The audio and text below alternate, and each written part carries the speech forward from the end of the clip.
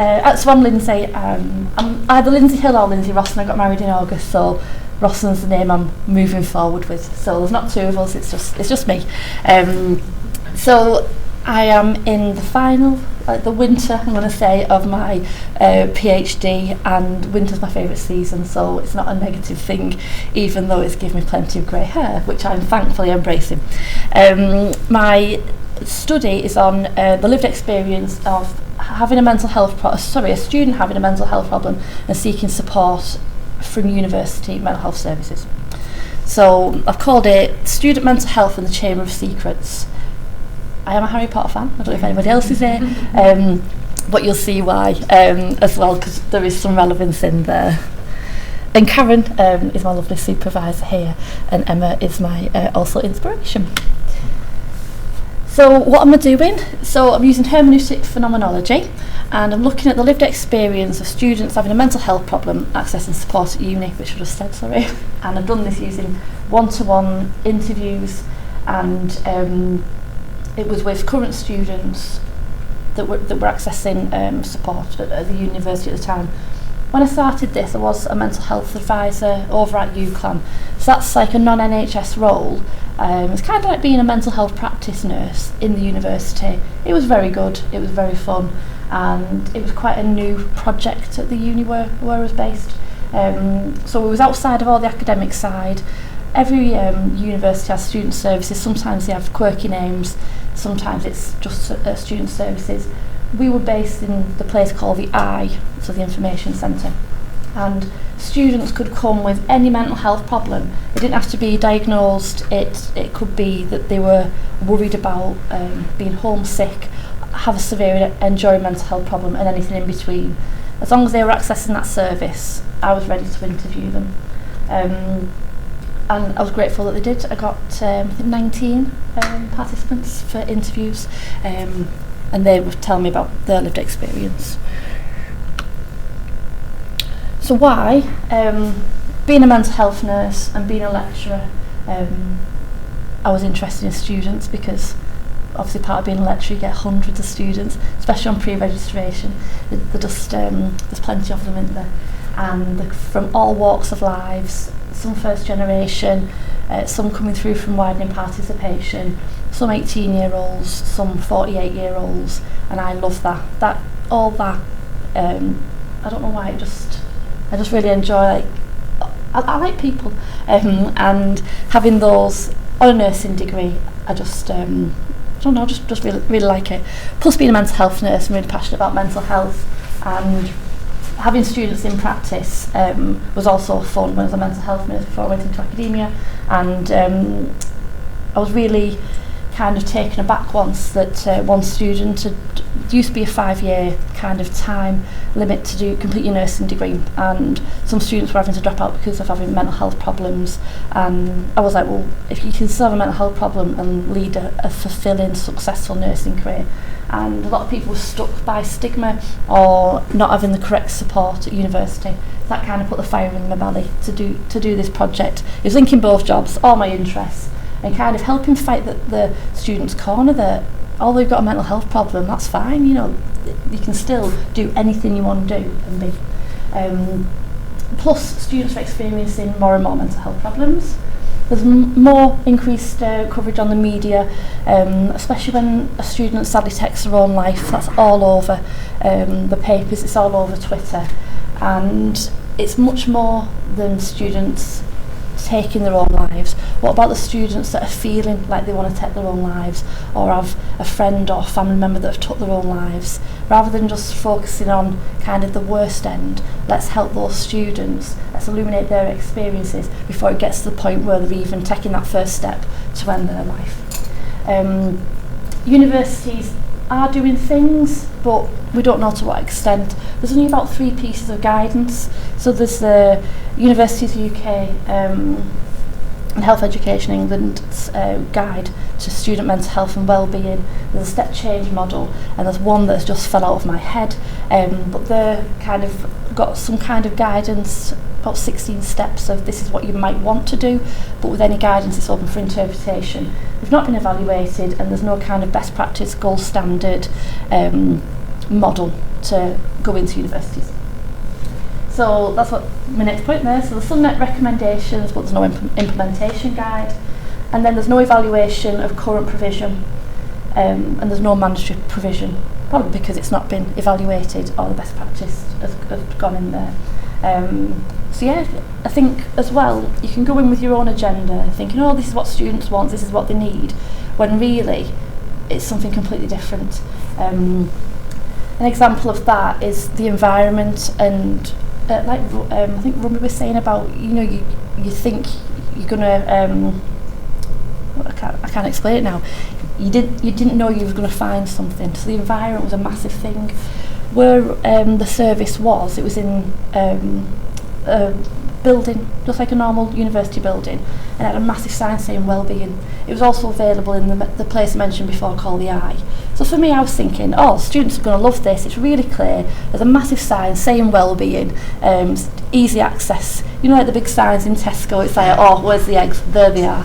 And I think even the egg aisle's got a special picture of eggs, so you know exactly where to go. But then people know you're going for eggs, don't they? So when you're in this other building, you walk into the wellbeing, and that might be the first time that you've plucked up the courage to go and access support. So you're walking down there, and one of the participants even could describe the carpet tiles walking up to that building, to the door in that building, and having that fear of people not going to wellbeing. And wellbeing was finance, disability services for physical health and mental health problems, DSA support, mental health support, everything was there, but because it said wellbeing, people were worried about, oh God, people are going to know me for my mental health. Didn't bother everybody, but some people it did.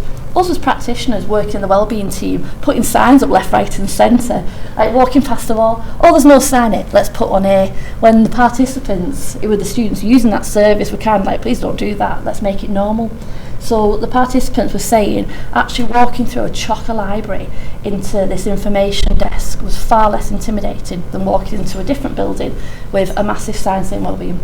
Because as well with universities, each building has kind of got its subjects in there, hasn't it? And I think where we were, it was law.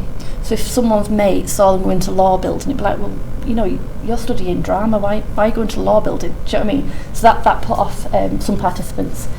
That was something that was quite important that I didn't even think would even, come into it. So that's what the phenomenology and the illumination, that's where the fun and the magic came from. So what I looked at, so what it's like to have a mental health problem at the university, how this has, there's a typo there, so the impact on the university experience, the second box should be saying there, the experience of the help that they received, and then if the participant felt they would have benefited from something else, their experience of accessing the help and the experience that the help had on the student themselves. Because what we found was access, there were so many different ways. You could raise a flag like in a metaphorical sense on the student engagement system, or you could go into the Eye, you could go into this other building, you could email, you could go to your tutor, you could speak to one of the dinner ladies or dinner guys. Access wasn't really an issue to get it, but knowing how to get it obviously was, because there was that many ways in. And we didn't know actually what it's like to have this problem. Me from working there had seen students, and I only knew what they were telling me through a mental health assessment, which I found the hard way of mental health assessment very different to doing phenomenological interviews. I went in as a nurse, started pretty much doing a mental health assessment, and I'm like, well, this isn't telling me anything apart from the mental health status rather than actually what it is like. So I had to redo a lot of interviews, but as Karen would always say, a PhD is a research apprenticeship and we're here to learn. And I learned. But that's fine, because with phenomenology you can do reflexology. No, you can't. Thank you, reflexivity. I mean, you do reflexology as well. Your reflexivity to kind of, say that as a working class mental health nurse, I was going in trying to fix, like the other lady said before, you wanted to jump in and be a nurse. That's not what it's about. It's about shutting up, listening, and actually getting the phenomenological lived experience, the whole thing you actually want to do. So yeah, and I'm going to keep that as well, to share with other people. Don't go into mental health nurse, I'm going to get all this done. I'm going to fix you, because it's not what we're here for, in this sense. Okay, so this is where Harry Potter comes into it. So the truth is a beautiful and terrible thing, and should therefore be treated with caution. There's me going and doing mental health interviews when I should be doing what is your experience interviews. And I really wanted to make sure I did the participants justice, because they're there taking time out of their day or study time or whatever to speak to me about what it's like to have a mental health problem at uni. It can be a difficult subject for some, not all, and I wanted to do it right. I wanted to really illuminate what that lived experience was for them, because without them I wouldn't have been able to do the study. So I used Van Maenen's 4 life world existentials to do that. And what I loved about it is the 4 lenses. Here, so we've got the lived time, the lived space, the lived relationships and the lived body. So I'm asking these questions in the interviews that were eventually phenomenological interviews, and really stripping it back and getting that raw experience and taking that leap to get these kind of 4 lenses kind of looked through. That's when I realised this is the research, this is what the participants are telling me. This book was my best friend. I got it second hand as well, so more sustainable. But anyone doing HP and using Van Maenen's, that book is dead good. So the phenomenology is a study or inquiry into how things appear or present themselves to us in pre-reflective or lived experience, and I loved that it was presenting itself to us. So phenomenology is also a project that's driven by fascination, being swept in a spell of wonder, a fascination with meaning, and that's straight from Van Maenen. Sorry, all my life. Reading Van Maenen's work, because I got really confused with sorry, it's my sister. Oh God, I have lost my thought now. There were so many different people using phenomenology, all the different researchers. I am so sorry about this. When I started reading Van Maenen's work, that's kind of when I got completely immersed in it and started to understand it a little bit better. I still do feel like I need to do a lot more work on that, but I think that's phenomenology. You're never going to know, are you? Because you're interpreting all the time. And the life world is essentially the world of lived experience and what is experienced before any conceptualisations or labels have been added to it. So it's about finding out what they're bringing to you rather than jumping in and trying to fix that person or do your interpretation. It's about dealing with what's been brought and illuminated to you. These are my findings and my themes. I know I'm on my last minute now. You're okay, you've got 7. 7, oh brilliant. So when I've done the interviews, it kind of, when I'm doing all the transcriptions and the code and everything, I could see the journey. So I thought, right, I'm going to structure my chapters on that, because it's lived experience. I wanted the reader to almost walk through what these participants had experienced. So split it up into pre-encounter, the encounter being getting that help, and then post-encounter. So the biggest section, again, not jumping, I was expecting that the encounter and post-encounter would be the biggest part of the experience. It was actually this bit, the pre-encounter. Students were kind of having this, you could almost feel this pressure of it's now or never. If I don't go now, I'm not going to go and get help. Based on something's not right. So it wasn't like, oh, I'm relapsing with my depression or my anxiety levels going through the roof, or I've started hearing more voices. A lot of the students were like, something's not right with me. They might not have had a diagnosed mental health problem. They might have not even been aware that it was a mental health problem at all. Some people would diagnose themselves with schizophrenia when it was exam stress. It didn't matter. What mattered was them first steps to getting that help and how they got that help. That was kind of like the biggest part. With everything, there's overlap, isn't there? There was stigma, judgment and waiting in the pre-encounter and encounter stages, and then the actual encounter. we were always battling with NHS waiting lists, aren't we? And they're just getting worse and worse. So again, my kind of prejudgments were going to be that the students weren't happy with having to wait. A wait list of 5 days. Some of the students were doing backflips. It was like, I had to wait 5 days. I was in crisis when I had to wait 5 days. You know, you was in crisis though. 5 days is a long time. So there was emotions involved. Like I said, I mentioned the environment before, and validation. Sometimes just having that person sit down and say, how are you, what's going on, that was enough for them to feel noticed, feel recognised, feel supported. And then they didn't need a follow-up sometimes, just after having some validation. Person-centredness came in, but obviously coming from a nursing perspective, person-centred care is massive. So the person-centredness from friends, family members, tutors and people in the wellbeing team, that was a massive theme as well. People just being lovely, just kind of the human touch, and not physical touch, but you know, the kind of the humanness, the being nice and not feeling rushed, that was a massive theme as well. Peers and family come into that, and again validation repeated itself in the post encounter. The course itself was a massive support for some students, and more than one of them waited till they'd handed everything in. They'd really struggled with the mental health all the academic year, and it was like, I'm going to do all my assignments and then I'll seek help. It was almost like they didn't deserve to have help beforehand, or the course was keeping them going up until they'd handed all the work in, and then it was like, right, I can relax now and go and get some help. It's like, wow. So the course was like a massive support for a lot of the students. The parts at the bottom here, the realisation was something's going on, I need to get some help, actually getting help, and then the outcome of help. And then the arrow there is two ways, because some people come back for more help, which was fine. Some people had the encounter and then were off and were doing better. Some people need a little bit more support, or had further episodes of needing to get help again, like from scratch. And that's it. That's references. Thank you.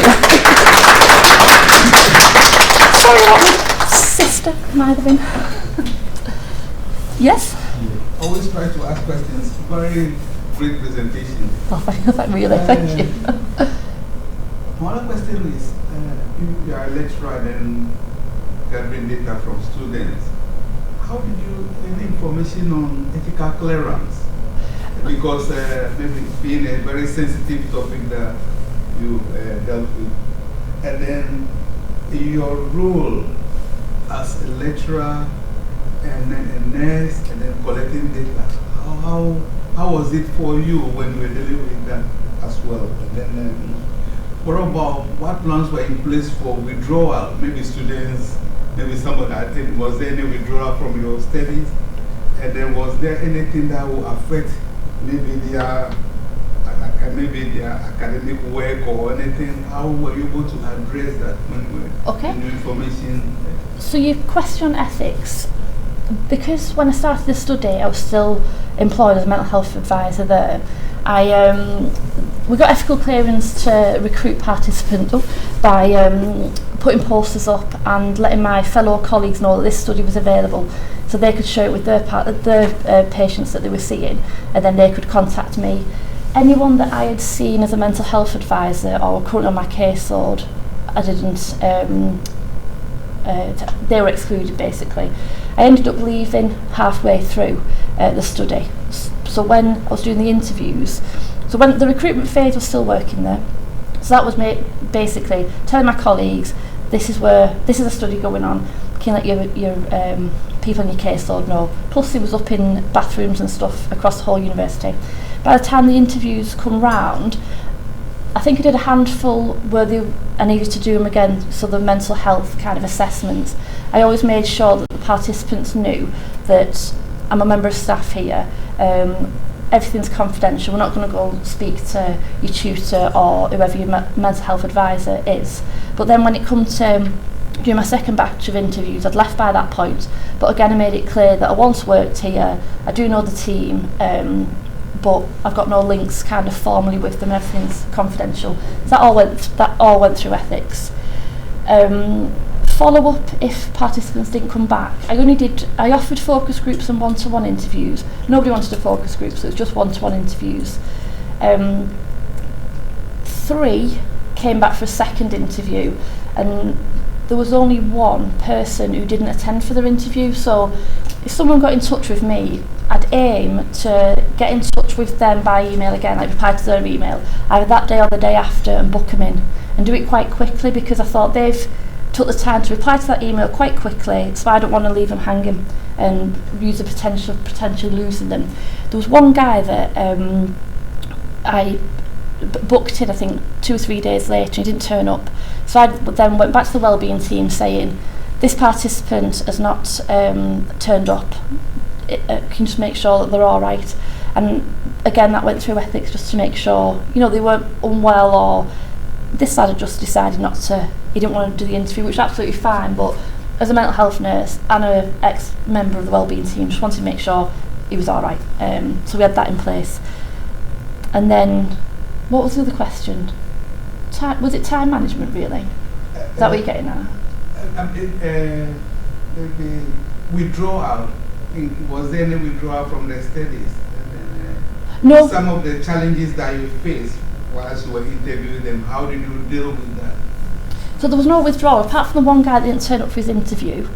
He was the only one that didn't, he wasn't interviewed, but nobody else asked for their data to be took out after they'd been interviewed and transcribed, and everyone got a pseudonym.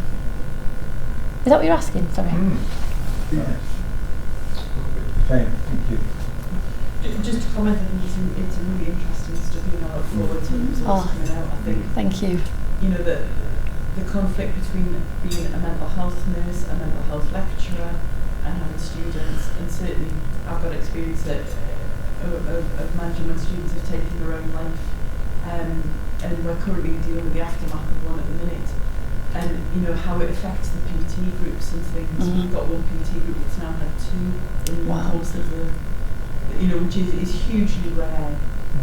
But it just, when I trained 30 years ago, it never happened in student populations, or it was never talked about. If it ever did, we were never aware of it. And now, you know, some of my most amazing students have had really, really horrendous labels in terms of mental health, and they've got through and they've been fabulous, and then other ones come in, and we just don't seem to be able to give them the support that they're looking for. So this will be really, really helpful in terms of supporting students. Thank you.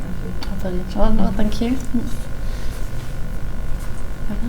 I had a thought about John Heron and his your 3 stages were very similar to his, that sort of pre-contemplation, contemplation, action, you know, that how Right. it is. Yeah, A little bit of that sort of change models in there, isn't it? Well, thank you for Well, you saying should that. mention Because I was just saying to Emma in my discussion chapter, the pre-contemplation stage, it's now or never, I'm going to do it, I'm going to do that. Yeah. I've just been writing about that last night. Yeah. I'm There's quite a thrilled. few, it's interesting. I think that's an interesting. But then you will drift into grounded theory. Oh, I hope not. Yeah. What happens is that then you are trying, I mean, phenomenology providing a description of lived experience, but if you go into the stages of change, positive differentities, then you're providing a theory of contemplation, pre-contemplation, entrance and exit and relapse kind of thing, and then you will then drift into grounded theory. So just be careful with your viva. Oh, God, thank you. And this is really validating for me that you've said that. I'm like, I've wrote about that. Yeah. But then I feel with the discussion chapter, I'm trying to stick to the data, but I'm leapfrogging all over the place. You know, going wide, and it's like, how do you stay Maybe have there? a leapfrog chapter. Yeah. You know where you put all your frogs. Yeah. Here's a gymnastics chapter. The other thing that struck me was that about signs, you know, and made me think that 20 years ago I did a transition study from CAMS to adult mental health services, and one of the things that the younglings were saying at the time was, you know, they, because they're right on the cusp of adulthood, they hated going to into the waiting room because it was full of toys and signs, very childlike stuff, you Right, know, yeah. so it looked like because of course it was for 2-year-olds as well as Yeah. 17-year-olds, Yeah. you know, and they really wanted it not to be like that. They didn't want too many signs and too many cuddly toys. They wanted it to look like a grown-up's place. Yeah, Yeah. So that's interesting about that we think we want to signpost stuff everywhere, don't we? But actually, they wanted our the customers, opposite. they just kind of quietly want to work it out. And so. universities love spending money on signs, don't they? There's always a new sign in there. But how would they get to the wellbeing centre? Without at least one Without sign. signs, yeah. That's what I mean. You need Well, to have some. the eye is the information desk. So walk into a lovely big university library. They're all pretty much the same, aren't they? Lots of information desks. People wearing their own. There's no uniforms in libraries really, is there? People might have a lanyard on, and we've got this strip of desks, easily about 10, 15 desks. And me working there, I knew if that lady was sat there, or she's from finance, that person's from the eye. So you'd have this strip of people. So if I walked over and said, I want to speak to the mental health team, something like that, they'd be like, oh right, and they'd shout that person, or they'd say, right, go to desk 7. So there was no signs, but people knew the eye was where you go and get the information. So it didn't matter what you were presenting with, you can just go there, and you knew within a few seconds you'd be either, take a seat there, and when they're free they'll come out, or go to desk 4, go to desk 7, because each desk had like a different service, and that's where you went and got a parking permit, or you paid your library fines, or you complained that the vending machine was broke.